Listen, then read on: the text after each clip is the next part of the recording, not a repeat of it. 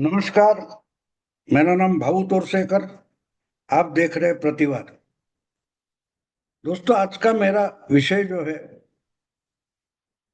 वो एक साथ महाराष्ट्र की राजनीति और देश की राजनीति, इन दोनों से संबंधित है। शायद आपको याद होगा, बहुत सारे लोग आजकल भूल गए हैं कि जब शरद पवार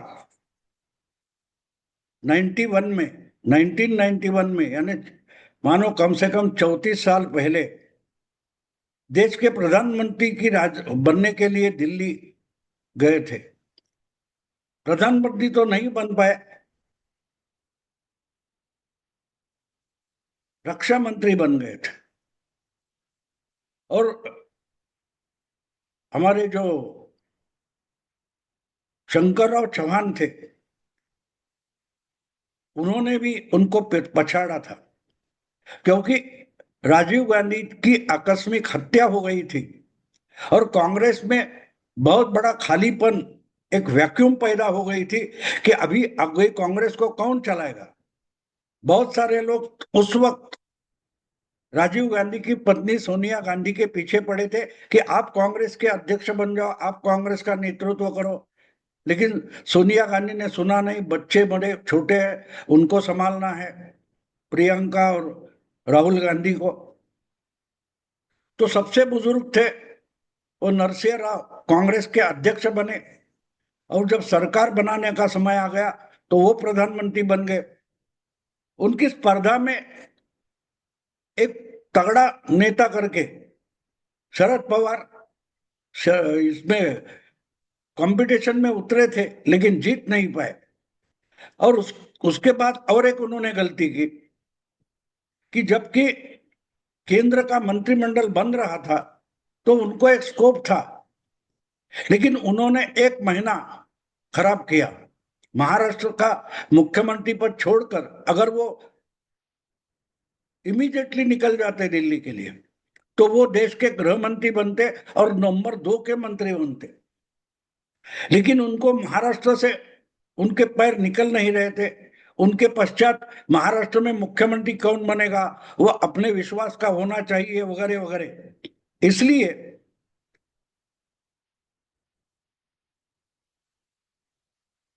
शरद पवार रुके रहे और उसमें 1 डेढ़ महीना चला गया। और तब तक चालाक नरसिंह राव ने गृह मंत्री पद पर उनके महाराष्ट्र के ही प्रतिस्पर्धी शंकरराव चौहान को देश का गृह मंत्री बनाया था। ये मैं इसलिए समझा रहा हूं कि पवार हमेशा द्विधा मनस्थिति में रहते, ये करूं वो करूं, फायदा ज्यादा कहाँ है। दो आने का फायदा ढूंढते हुए 2,000 रुपए का नुकसान कर लेते। तो हुआ ये था कि इन्होंने 1 महीना लगाया और अपना बिल्कुल नजदीकी विश्वासु सुधाकर राव नाइक, जिनका नाम आज लोग भूल गए, उनको चीफ मिनिस्टर बनाया था। तो सुधाकर राव नाइक की एक बात कहना जरूरी है, वो मुख्यमंत्री बने, पॉलिटिशियन थे, फिर भी वो शिकारी थे। और वो राजनीति में भी शिकार करते थे। उन्होंने ही पहली बार शिवसेना तोड़ी। छगन भुजबल को कांग्रेस में लाने वाला मुख्यमंत्री जितने शरद पवार थे उतने ही सुधाकर राव नाइक थे, जिनकी मुख्यमंत्री पद की समय छगन भुजबल 15 एमएलए शिवसेना के लेकर कांग्रेस में चले गए थे। तो सुधाकर राव नाइक का एक वचन मुझे याद आता है उस समय का। वो कहते थे, जिसकी शिकार करना है वो जब तक आपके निशाने के टप्पे पर नहीं आता तब तक गोली नहीं चलानी, क्योंकि गोली लगनी ही चाहिए। इसलिए जब तक निशाना सटीक और शिकार उस टप्पे पर नहीं आती तब तक गोली नहीं चलानी।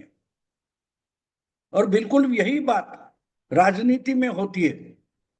तो शरद पवार के नजदीकी रहे, शरद पवार के विश्वासु रहे, लेकिन शरद पवार हमेशा शिकारी बनने की कोशिश करते हैं लेकिन अपने दोस्त, अपने साथी सुधाकर और नाइक से यह समझ नहीं पाए कि भाई गोली कब चलानी है। लेकिन सुधाकर राव नाइक के संपर्क में भी कभी नहीं थे। ऐसे दो नेता है जो कांग्रेस के नहीं है, जिसका नाम अमित शाह और नरेंद्र मोदी है। एक आज देश का प्रधानमंत्री है और दूसरा देश का गृह मंत्री है। ये दोनों जिस ढंग से अलग अलग पार्टियां तोड़ते हैं और अपनी पार्टी मजबूत बनाते हैं, कभी कभी दूसरी पार्टियों को कमजोर करके अपनी दुर्बल पार्टी को भी मजबूत बनाकर पेश करते हैं। ये जब जब मैं देखता हूं तो मुझे सुधाकर राव नाइक याद आते हैं, क्योंकि अलग अलग पार्टियों के नेता और उनकी कमजोरियां ध्यान में लेकर उसका अपनी पॉलिटिक्स के लिए किस ढंग से इस्तेमाल करना है, इसका बारीकी से अभ्यास करने वाले मोदी और शाह है। और इसलिए जो शरद पवार खुद को बड़े चाणक्य मानते हैं, महाराष्ट्र के राजनीति में मराठी मीडिया ने हमेशा शरद पवार को पिछले आधे शतक से 50 साल से चाणक्य बनाकर ही पेश किया है। लेकिन वो शरद पवार लगातार बार बार शिकार बनते गए। मुझे याद है कि जब 92-93 में मुंबई में दंगे हुए और आगे चलकर एक बम स्फोट की मालिका हो गई थी, उस वक्त सुधाकर नाइक को हटाने के लिए शरद पवार को मुख्यमंत्री बनाया गया। यानी कि ये जो अवसर था उसका फायदा उठाकर महाराष्ट्र को संभालना है, मुंबई को संभालना है, ऐसे बोलकर नरसिंह राव ने शरद पवार को बड़ी आसानी से दिल्ली से महाराष्ट्र भेज दिया और उनके लिए दिल्ली के दरवाजे बंद किए थे। जो इंसान प्रधानमंत्री बनने के लिए दिल्ली में निकला था, वो 2 साल में वापस मुख्यमंत्री बनने के लिए महाराष्ट्र में आ गया। तो इसका कारण क्या है, ये शरद पवार कभी ढूंढते नहीं। वो खुश रहते मीडिया में उनको महाराष्ट्र का चाणक्य बोला जाता है, या अंग्रेजी मीडिया है वो शरद पवार को स्ट्रांग मराठा बोलते हैं, उस पर वो खुश है। लेकिन उन्होंने हासिल क्या किया है राजनीति में, पवार ने हासिल क्या किया है? आज बाकी उनके समय के बहुत सारे नेता है, लालू प्रसाद यादव हो, मुलायम यादव हो, बहुत सारे नेता हो सकते हैं जिनके सबके नाम गिनने की जरूरत नहीं है। उन्होंने अपने बच्चों को राजनीति में, पॉलिटिक्स में सेटल कर दिया। लेकिन शरद पवार जो महाराष्ट्र के बड़े चाणक्य हैं, बारिश में भीगकर भी सत्ता तख्ता पलट कर सकते हैं, ऐसी चर्चा जिनकी है, वो शरद पवार अपनी लाडली बेटी को पॉलिटिक्स में सेटल करने के लिए पिछले 20 साल से संघर्ष कर रहे हैं, लेकिन कुछ हासिल नहीं हो रहा है, कुछ हासिल नहीं हो रहा है। और अपनी बेटी के लिए अपने भतीजे पर भी उन्होंने अन्याय किया, ये तो खुद भतीजा अजीत दादा ने बार बार बोलकर दिखाया, सुनाया है। तो शरद पवार के लिए जिंदगी के आखिरी पड़ाव पर अपनी लाडली बेटी आज भी स्टेबल नहीं है, पॉलिटिक्स में स्टेबल नहीं है, उसका कोई भविष्य नहीं है। ये दुखरी नस है कि अगर मेरे पीछे मेरी बेटी का क्या होगा, मेरी लाडली का क्या होगा, ये चिंता शरद पवार को सताती है। ये इनकी जो दुखने वाली नस है वो बिल्कुल अमित शाह और नरेंद्र मोदी ने पकड़ी है। और देखो अचानक से ये चर्चा होने लगी कि फिर इंडिया अलायंस छोड़कर शरद पवार अपना गुट लेकर एनडीए में आ जाएंगे, ये चर्चा चल रही थी। और इतने में अचानक एक बात हो गई कि इनकी बेटी को जो फॉरेन डेलीगेशन भेजा गया है पाकिस्तान पर हमले के बाद, उसमें 7 में से एक डेलीगेशन की लीडरशिप सुप्रिया सुले को दी गई है, जो शरद पवार की लाडली बेटी है। वैसे तो कोई बड़ी पोजीशन नहीं है, कुछ दिन का ये डेलीगेशन शिष्टमंडल है, वो कुछ देर घूमकर वापस आने वाला है। और अकेला भी नहीं, साथ साथ ऐसे शिष्टमंडल बनाए गए, डेलीगेशन बनाए गए, उसमें से एक उसमें से एक सुप्रिया सुले की अध्यक्षता में है। तो बहुत बड़ी बात नहीं है, लेकिन अगर सुप्रिया सुले की पॉलिटिकल करियर हम देखें तो एक बात समझ में आएगी कि चौथी बार लोकसभा में चुनकर आई, और उसके पहले शायद 2 बार राज्यसभा की मेंबर रही सुप्रिया सुले। आज तक किसी भी बड़े नेशनल या स्टेट लेवल के डिसीजिव पोजीशन में नहीं रही। डिसीजिव पोजीशन, मिनिस्ट्री वगैरह छोड़ दो, लेकिन कोई डिसीजिव ऐसा तगड़ा पद चाहिए, वो उनको मिला नहीं था और पिता दे नहीं पाया। और अगर पार्टी की हालत खराब है तो आगे क्या होगा उसकी चिंता पिता को होगी। तो ये शरद पवार की दुखरी नस है पिछले 10 सालों से, कि आखिरी पड़ाव पर हूं और बेटी को सेटल नहीं कर पाया। बहुत सारे लोगों की जिंदगी बनाई बिगाड़ी, लेकिन बेटी के लिए कुछ नहीं कर पाया। ये जो उनका दुख है वो बिल्कुल पहचान कर उसका इस्तेमाल अमित शाह और नरेंद्र मोदी ने बड़ी चालाकी से किया है, उनको साथ में से एक डेलीगेशन का अध्यक्ष बनाकर। क्योंकि पहली बार नेशनल लेवल पर, पार्लियामेंट्री लेवल पर ऐसा एक पद सुप्रिया सुले को मिला है जो उनके पिता नहीं दे पाए थे, जो मोदी ने दिया है, जो अमित शाह ने दिया है। लेकिन ये अंग्रेजी में कहावत है, there is nothing like a free meal. कोई भी चीज मुफ्त नहीं मिलती, फ्री की नहीं मिलती, हर चीज की कीमत होती है और कीमत चुकानी पड़ती है। तो बिल्कुल वही बात मोदी और शाह पक्के जानते हैं। उन्होंने सुप्रिया सुले को अगर एक डेलीगेशन में अध्यक्ष बनाकर पवार की एक बहुत बड़ी मनीषा इच्छा पूरी की है, तो उसके साथ कुछ वसूला भी है। अचानक से शरद पवार, उद्धव ठाकरे की पार्टी हो या राहुल गांधी की पार्टी हो, उनकी जो पॉलिटिकल लाइन है उसके खिलाफ बोलने लगे। जहां की Rahul Gandhi all party meeting की मांग कर रहे, तो शरद पवार बोलते कि ऐसे समय में अभी भी ऑपरेशन सिंदूर आधा अधूरा है, चल रहा है, खत्म नहीं हुआ है। ऐसे में ऑल पार्टी मीटिंग की भी जरूरत नहीं है, ना कि पार्लियामेंट्री सेशन की जरूरत है। जो बात कांग्रेस ने मांग की है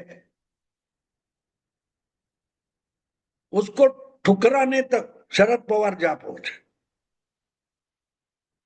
और यहां महाराष्ट्र में महाविकास आघाड़ी जो है वो अभी है या नहीं इसका किसको पता नहीं, लेकिन उस महाविकास आघाड़ी की जो भूमिका है उसको छेद देते हुए शरद पवार ने खुले आम डेलीगेशन का समर्थन किया, जबकि उद्धव ठाकरे और संजय राउत उसके खिलाफ बोलते थे। तो एक तरीके से उद्धव की पार्टी और शरद पवार का गुट, इनमें इस डेलीगेशन के मामले में एक दरार खड़ी करने में मोदी शाह सक्सेसफुल हुए। बेचारे शरद पवार करते तो क्या करते, जो अगर अपनी बेटी के लिए वो कर पाए, ऐसा एक अवसर, अच्छा अवसर, एक इंपॉर्टेंट जिम्मेदारी अगर मोदी गवर्नमेंट उनकी बेटी को दे रहे, लाडली बेटी को दे रहे, तो शरद पवार की इच्छा पूरी हो रही है। तो उसका समर्थन करे या ना करे, करना तो जरूरी था, क्योंकि खुद नहीं कर पा रहे थे। अगर मोदी अंकल कर रहे तो उसके समर्थन में शरद पवार को खड़ा होना पड़ा, और खड़ा होते हुए उन्होंने एक साथ इंडी अलायंस और एमबीए को लात मारी है। उनका जो नैरेटिव है उसके टुकड़े कर दिए। तो ये बात जरूरी होती है। देखो, बहुत दिनों से, शायद कुछ महीनों से ये चर्चा चल रही है कि फिर चाचा भतीजा इकट्ठा हो जाएंगे, एनसीपी के दो गुट इकट्ठा हो जाएंगे, सुप्रिया सुले सेंट्रल में मिनिस्टर हो जाएगी, ये चर्चा चल रही है, लेकिन आगे कुछ हो नहीं रहा है, आगे कुछ हो नहीं रहा है। तो ऐसे में अगर एक सात में से एक डेलीगेशन का नेतृत्व सुप्रिया पर सौंप कर मोदी जी और अमित शाह इन्होंने एक रास्ता खोल दिया है, एक रास्ता खोल दिया है। शरद पवार के मन में, सुप्रिया के मन में एक आशा पल्लवित की है, इसको राजनीति बोलते हैं। भले जख्मी हो, एक शिकार अगर जख्मी हो तो उसकी शिकार आसान हो जाती है, लेकिन वो भी शिकार करने के लिए आपकी गोली चलाने से पहले आपके टप्पे में आना जरूरी होता है। और बिल्कुल वही राह देखने वाले मोदी शाह ने शरद पवार की एक दुखरी नस का फायदा उठाया। देखते देखते कैसे शरद पवार को लपेटे में ले लिया। जो शरद पवार खुद को चाणक्य मानते हैं, उनको ही मोदी शाह ने लपेटे में ले लिया और शरद पवार को अपनी पॉलिटिक्स के समर्थन में लाकर खड़ा कर दिया। एनडीए में आने की जरूरत नहीं है। देखो, एक बात होती है लड़ाई में या राजनीति में, हर कोई अपने साथ आकर खड़ा हो, उसकी जरूरत नहीं होती। अगर वो जहां है वही रहकर हमारी मदद कर सकता है तो हमारा ही साथी होता है, लेकिन दुश्मन की छावनी में रहता है। शरद पवार को दुश्मन की छावनी में से उठाकर वही रहकर अपने मदद के लिए अगर अमित शाह और नरेंद्र मोदी ने खड़ा कर दिया है, तो चाणक्य कौन है? चाणक्य मीडिया में चाणक्य बोलना जाना अलग है, और जो इंसान जहां अपने बंगले में बैठता है और पीछे सावरकर और चाणक्य की फोटो अपने दीवार पर लगाता है, वो असली चाणक्य होता है। तो बिना कुछ बोले, बिना कुछ बयानबाजी के जिस ढंग से मोदी और शाह ने शरद पवार को अपने लपेटे में ले लिया, उसको सैल्यूट करना पड़ेगा दोस्तों, सैल्यूट करना पड़ेगा। लेकिन उस पर चर्चा नहीं हो रही। पॉलिटिक्स समझना भी जरूरी होता है, समझना भी जरूरी होता है कि क्या हो रहा है और उसका परिणाम क्या होगा, उसके मायने क्या है। अगर ये हम समझ पाते हैं तो हम पॉलिटिक्स समझेंगे। सनसनी खड़ी करने से राजनीति नहीं होती, ना राजनीति समझ में आती। तो दोस्तों, ये बात समझना चाहिए कि शरद पवार अपनी बेटी के लिए कुछ नहीं कर पा रहे थे, उनको एक हरी झंडी दिखाकर, एक आशा दिखाकर, होप दिखाकर मोदी शाह ने एक बड़ा गेम खेला है, शरद पवार को अपने लपेटे में ले लिया है। दोस्तों, अगर ये वीडियो पसंद है तो लाइक कीजिए, शेयर कीजिए और प्रतिवाद को सब्सक्राइब कीजिए। नमस्कार।